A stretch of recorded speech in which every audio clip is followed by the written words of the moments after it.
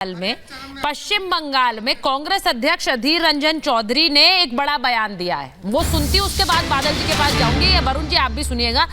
उन्होंने कहा है कि टीएमसी की जगह हम बीजेपी को वोट दे दें।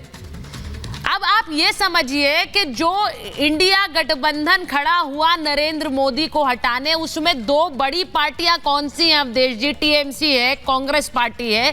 वहां पश्चिम बंगाल की 40 सीटों पर बहुत बड़ा दारोमदार आता है अगर इन्हें नरेंद्र मोदी को सत्ता से हटाना है। लेकिन वहां पश्चिम बंगाल में कांग्रेस के जो लीडर हैं अधीर रंजन चौधरी, वो कह रहे हैं बीजेपी को वोट दे दो, टीएमसी को मत दो।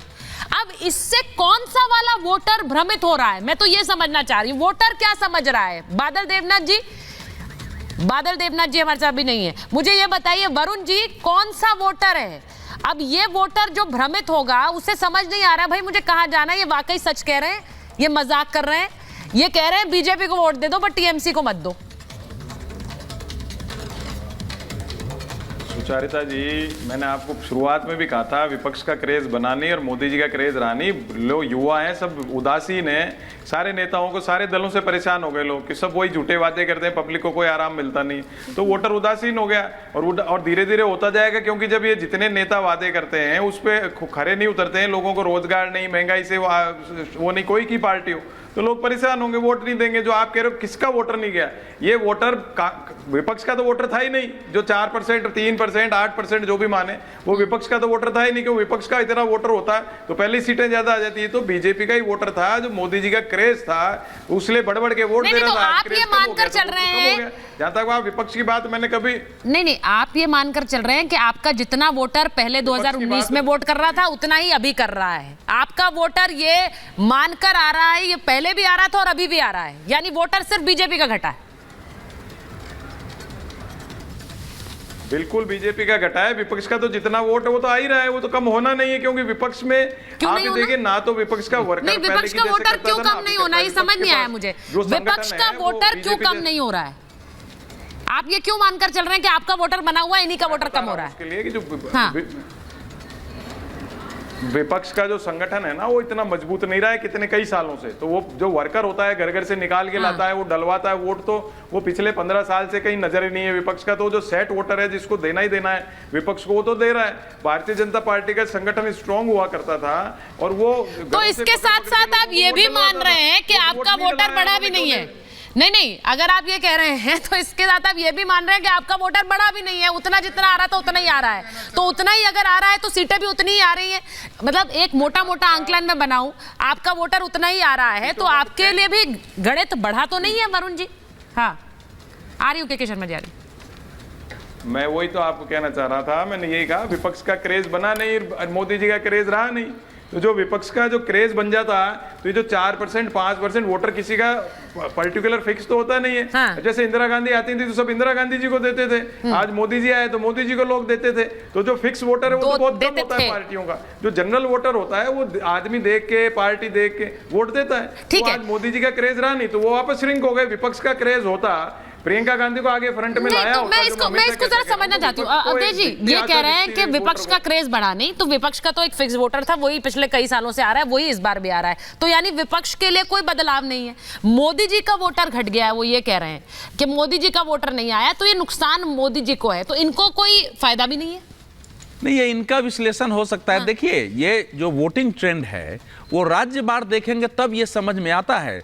अगर राष्ट्रीय स्तर पर देखें तो पहले चरण में मान लो 3.3%, दूसरे चरण में 2.8% कम है। हाँ। तो ये 3% की कमी नॉर्मली बहुत ज्यादा नहीं लगती है। एक बार जब वोट पीक पर पहुंच गया, ये मान के चलिए कि 2019 में अगर 69% से ज्यादा वोटिंग हुई, 70% क्या, तो एक पीक पॉइंट था। उसके बाद उससे ऊपर ले जाने के लिए दोनों पक्षों को, विपक्ष को भी सरकार के खिलाफ ऐसे माहौल बनाने की जरूरत थी कि सरकार के खिलाफ लोग उतरे, और सरकार को भी ये ऐसी स्थिति बनानी थी कि मेरे आने से ही आपका हित है, विपक्ष आपका हित ले सकता है। जब दोनों में आलोड़न होता है तभी वोट बढ़ सकता था। नॉर्मल वोटिंग इस समय हो रही है। जनता में चुनाव को लेकर इस बार उदासीनता थी, चारों तरफ दिखाई दे रहा है। लेकिन राज्यों के अनुसार अगर आप देखते हैं तो जैसे वेस्ट बंगाल है, ठीक है, वोट परसेंट घटा है, लेकिन एवरेज वोट परसेंट अगर वहां 73-74% हो रहा है, इसका मतलब दोनों तरफ की वोटर जो है उनमें है हराने वाले भी जिताने वाले निकल रहे हैं। अब केरल में 10% वोट गिरा है, तो केरल में किसका है? केरल में तो पहले माना जाता बीजेपी ताकत नहीं है। हाँ। केरल में तो मान लीजिए कांग्रेस के नेतृत्व वाला है वो है, लेकिन उत्तर प्रदेश में करीब 8%, मध्य प्रदेश में करीब 9.5-10% वोट गिरा है। छत्तीसगढ़ में तो बढ़ गया है, असम में थोड़ा थोड़ा वोटिंग बढ़ी है। तो इसीलिए कह रहा हूं कि ये वोटिंग ट्रेंड जो है उतना सरल नहीं है जितना बताया जा रहा है। Exactly. पहली बात तो ये है नहीं, ये और नॉर्मल वोटिंग नहीं, इसमें एक और चीज है, एक और चीज है। मैं एक बार सुनील जी आपके पास आ रही हूँ।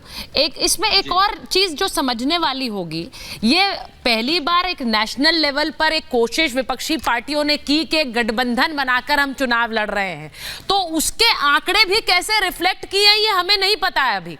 आपका गठबंधन भले ही कांग्रेस पार्टी के साथ एक बार पहले हुआ है विधानसभा चुनावों में, लेकिन मैं ये जानना चाह रही हूं कि ये जो एक गठबंधन के बाद वोटर ने क्या सोचा, क्या समाजवादी पार्टी का जो वोट है वो कांग्रेस को ट्रांसफर हो रहा है या दूसरी तरफ से हो पा रहा है, ये सब भी नेशनल लेवल पे पहली बार होगा। कांग्रेस और आप और कांग्रेस, ये भी एक बड़ा एक्सपेरिमेंट होगा। क्या होगा हम नहीं जानते हैं, वोटर क्या सोच रहा है कैसे बता सकते हैं अभी? देखिए सुजाता जी, हाँ। क्योंकि अभी वरिष्ठ पत्रकार को मैं सुन रहा था, कुछ अच्छी बात कर रहे थे और सही है, उस बात को स्वीकार करना चाहिए। लेकिन मेरा अपना जो अनुभव है, मैं एक पार्टी का वर्कर हूं, तो मैं ये कह सकता हूं कि जो सरकारें जो बनती हैं वो जो जनरल वोट होता है, जो किसी भी पार्टी का नहीं होता है, वो तय करता है चुनाव के समय कि हमको भाई किसकी बात अच्छी लग रही, किसकी योजना अच्छी लग रही, किस पर भरोसा करें।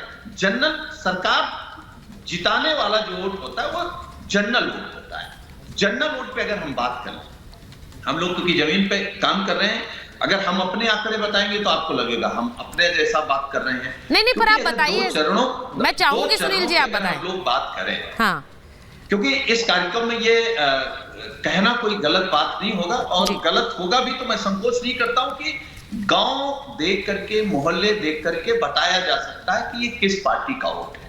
कम से कम अभी तो उत्तर प्रदेश में ऐसे हालात हैं, इस बात को मैं स्वीकार कर रहा हूं। ठीक, तो हम लोगों ने देखा है कि जहां जो गांव मोहल्ले या जिनको हम व्यक्तिगत रूप से जानते हैं कि कौन भारतीय जनता पार्टी के लोग हैं, अभी भी हम लोग क्षेत्रों में काम कर रहे हैं। अभी मैं उन्नाव से लौट के आया हूं, तो मैं अभी 10-12 गांव में गया, तो हम लोग जनरली पूछते हैं कि ये बीजेपी में क्या कर रहे हैं, तो ज्यादातर लोगों ने कहा कि भैया है भाजपा में लेकिन एक्टिव नहीं है, अब की किसी से कुछ कह नहीं रहे।